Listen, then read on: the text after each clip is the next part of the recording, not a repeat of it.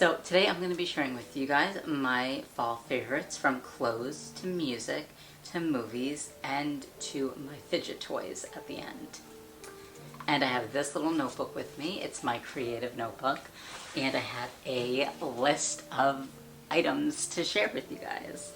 So my first group of favorites are these cardigans. So I really love cardigans. I'm like an old man trapped in like a young boy's body. Absolutely adore cardigans. I think they're so cozy and so nice to wear, and they can also really help elevate an outfit.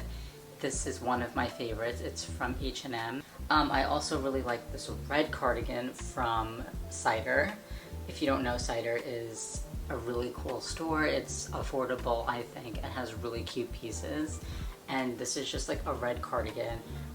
You have to close it because it has this white line on it, but that's totally fine. You can just wear it closed, and it's really nice and cute and warm. So I love it. The next cardigan I have is this green cardigan. I got it from a thrift store in Manhattan. I don't remember the thrift store, but there was like, you know, a lower level which had like really cool like art and like, you know, plates and things like that, and the top had a lot of clothes. And this green cardigan is one of the pieces. I really love it. It's very cozy. I wore this like all the time when I lived in the city. I would just throw it on with everything. It was great. So yeah. Tights. Yes, my favorite. So these tights are from Noosh. They have been in some of my other videos.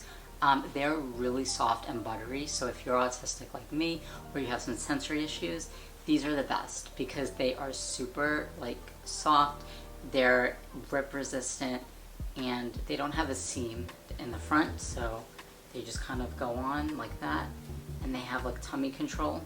So I really love these. I think they're so soft, and these are actually the sheer ones, so if you stretch it like this you could see through, you know, the tights.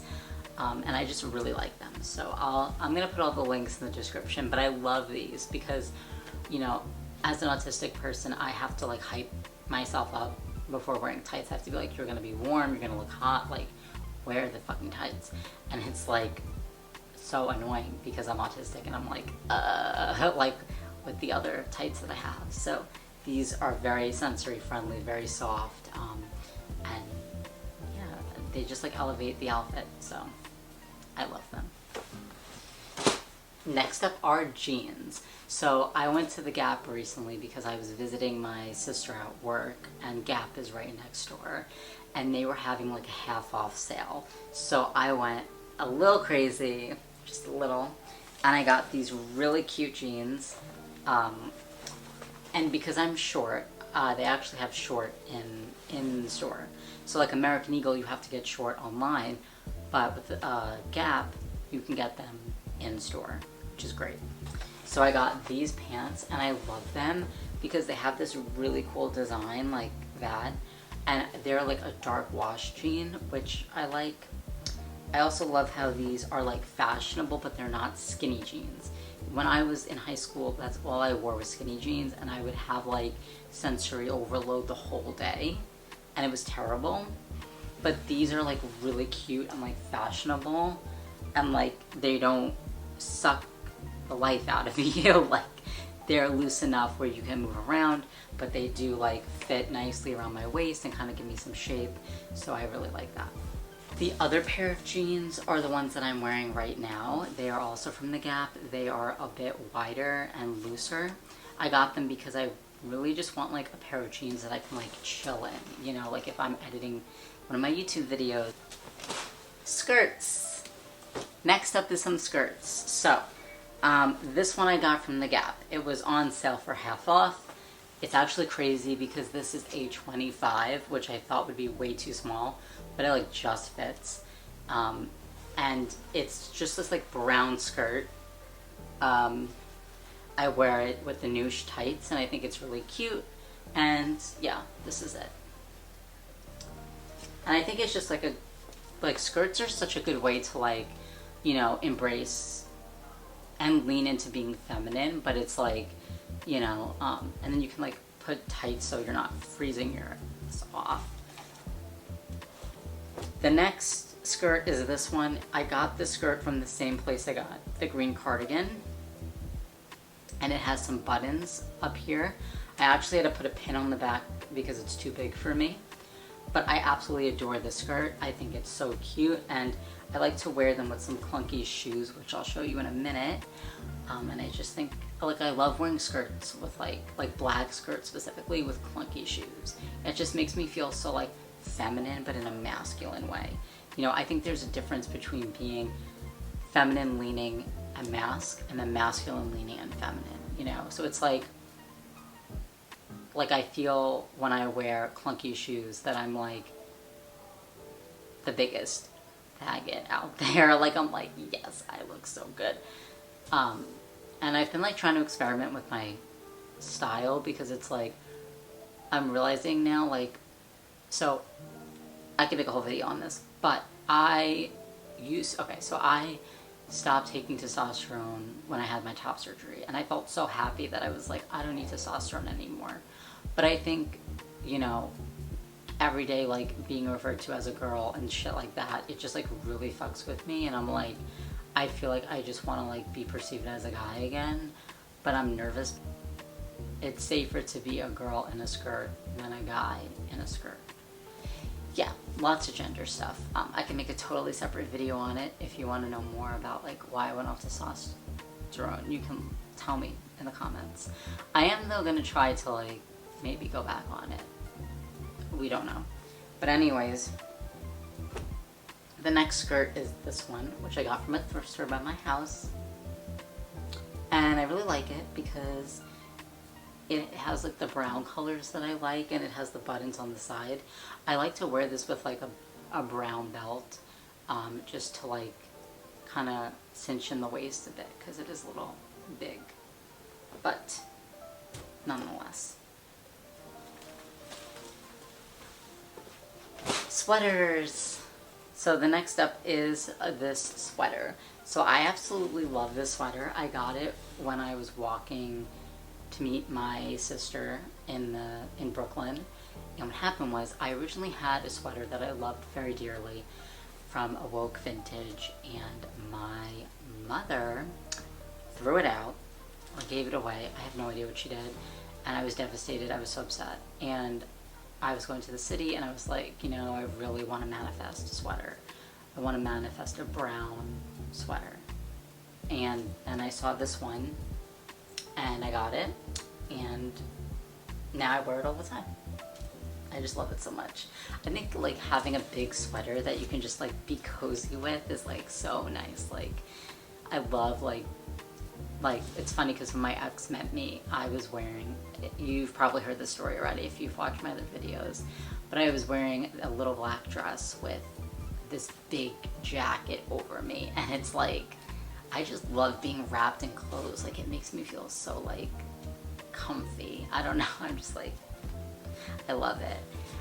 So anyways, that's why I love this sweater, because it's like, you can just like live in it, and it's like, oh, so good. Yeah. Jackets. So normally I wear my red jacket everywhere, especially because it's really cold in the morning and cold at night when I'm coming and leaving from work. But I really like this one for during the day, because it has that like corduroy collar that I love, and corduroy on the sleeves. So that's why I really like this jacket. I actually got it from Etsy. It's not like, you know, I really am jealous of Best Dressed and the corduroy, you know, the like jacket she has with the like corduroy on the collar and stuff. I'm like really jealous of that, and she thrifted it. So I'm like, oh, like I gotta get one. And I was searching all over the internet, and then I found this jacket. So yeah, I got this one. It's a little light, but it'll do, you know. Shoes. Now we're with shoes. So these are the cider clunky shoes that I wear with like a more fitted pant. So the first jeans that I showed you, I will wear these shoes with that, or I'll wear these shoes with the skirts, because I really like a more slim silhouette with like clunky at the bottom. And then I'm wearing these shoes. I don't know the brand. Oh, Steve Madden. These are Steve Madden. I wear them for work because I'm walking around like crazy. And I just like wear those. Those are the shoes that I'm alternating between right now. As promised, Fidget toys. So this purple one is a purple tangle. You can just type in purple tangle and it will come up. I believe this one I got from Amazon. There is a website for tangles, but I really wanted a purple one. So yeah, and this is my favorite because you can just kind of like move it around and have something in your hand, which I really like. And then this one you can like, when you're mad, you can like, you know, do that, you can do this. Like obviously if I'm in class, like if I go back to school, if I go to NYU, I'm gonna bring this one with me because it's very discreet. Like you can just like futz around with it and nobody knows, you know, but this, it's like, everyone's gonna be like, what the hell are you doing? So yeah, that's that. How could I forget music? So these are some songs that I've been listening to on repeat. As someone who is autistic and an ADHDer, I replay the same songs over and over and over again. So there's this playlist called Crunchy on Spotify that I really like, so I'll listen to that. Or I listen to Lizzie McAlpine, her song Apple Pie. I really just love Lizzie. Like her music was the background to my like T for T relationship, so it's very special to me. And I actually saw her in concert with my best friend, and I had a great time. Like I really, you know, Lizzie said that someone broke up with her because she was too sad. But that's why I like Lizzie. I like that she is in touch with her emotions and she like romanticizes them in a way. I also like the song Call Your Mom by Lizzie and Noah Kahan. I think it's really great. I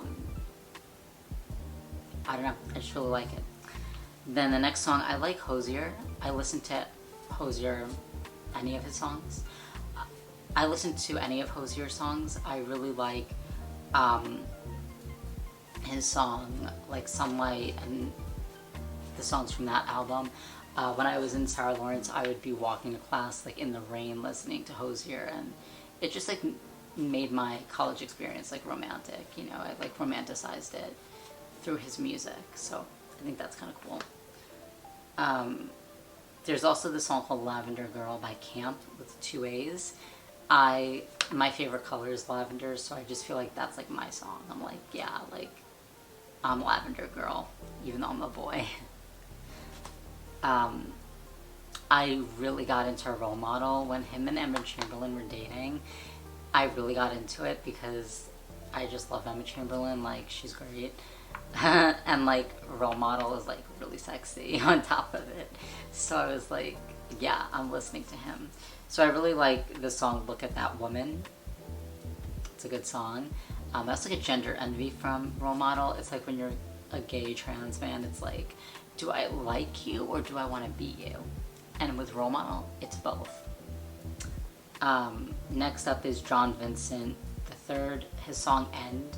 I listen to End during like transition periods. So if I'm like getting up in the morning, I listen to it. If I'm, you know, transitioning from like a YouTube video to like a book, like I'll listen to it.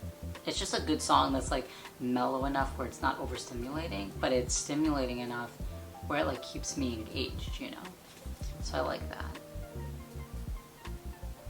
Gracie Abrams, any of her songs, fucking good. I love that woman. I love her songs. The Lumineers actually are the reason why I knew I wanted to be a filmmaker.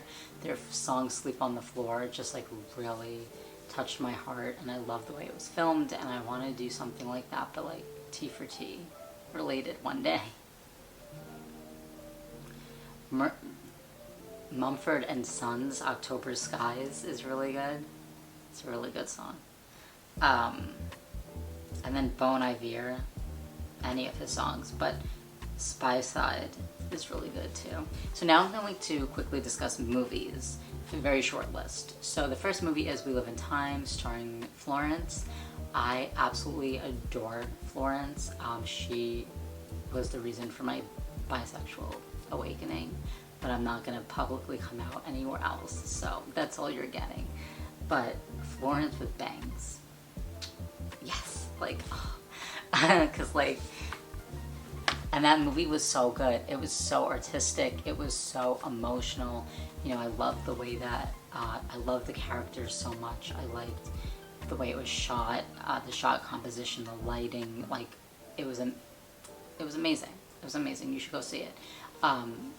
But trigger warning for cancer, which it's very unclear in the beginning that she has cancer, but she does. So if that's triggering for you, I would take care of yourself.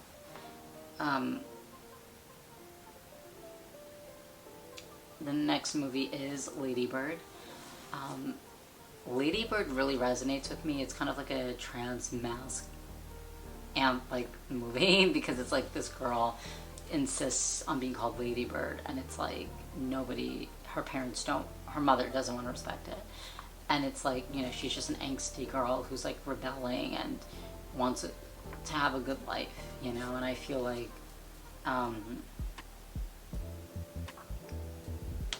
that's very similar to my experience growing up. I mean, I was actually a good student, unlike Lady Bird in the film, but nonetheless, I do resonate with it. I resonate with being like very adamant about who you are, and I think that's cool. Greta Gerwig is actually my favorite director, and she said she wrote Lady Bird to be like the version of her life that she, you know, wished she could have tapped into, right? Like, she was a very good girl, and she had this like rebellious side within her that never came out, so she wrote Lady Bird to do that. So I think that's pretty cool, and I really appreciate it. And I think Lady Bird is a cool like fall film because it's a coming of age film, like, you know, it goes from like fall to winter, so I think it's appropriate for today's video.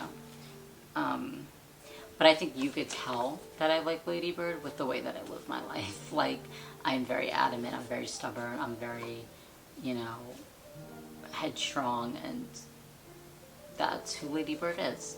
So I really appreciate that film. Okay, and then quickly, I just wanted to share some books that I've been reading. So I haven't really been reading too much of this because it's on my Kindle, and it's hard for me to read electronically, but Giovanni's Room, I feel like, I don't know, there's just something about it that makes me feel like it's a fall book. It's not a fall book, but that's what I'm reading.